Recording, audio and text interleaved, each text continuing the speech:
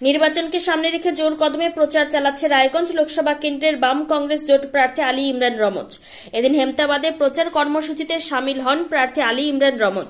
এদিন এলাকায় মিছিল, কর্মী সভার মাধ্যমে জনসংযোগ সারেন প্রার্থী।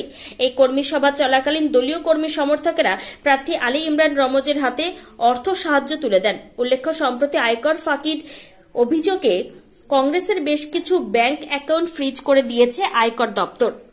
ফলে নির্বাচনী প্রচার চালাতে ব্যয় নির্বাহে সোশ্যাল মিডিয়ায় কর্মী সমর্থক সাধারণ মানুষের অর্থ সাহায্য প্রার্থনা করেন আলী ইমরান রমজ।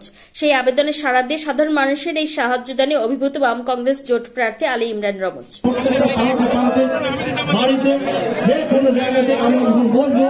আমাদের কাজগুলো কিন্তু ভাগে থেকে যাচ্ছে এবং মূল কাজটাই কিন্তু আমাদের সবাইকে মিলে করতে হবে। আমি আশা করব আগামী দিনে এই কাজটা করবেন এবং আমাদের যে বাম এবং কংগ্রেস জোটের যে প্রার্থী এবং আপনারা সবাই নামটা শুনলেন। আমি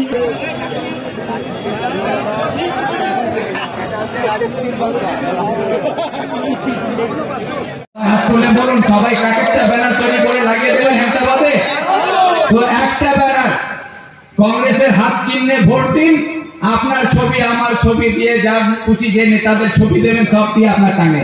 কারণ এটাই প্রমাণ হবে যখন তৃণমূলের বিজেপির নেতারা গ্রামে গ্রামে ঢুকবে, সেখানে দেখবে এখানে কংগ্রেসের প্রার্থীর ছবি আছে, তার সঙ্গে দেখবে মোর দাদুরও ছবি উঠে যাবে, মোর বেটার ছবি, মোর ভাতিজার ছবি, মোর ফুপার ছবি, মোর খালুর ছবি, বলবে সালাম।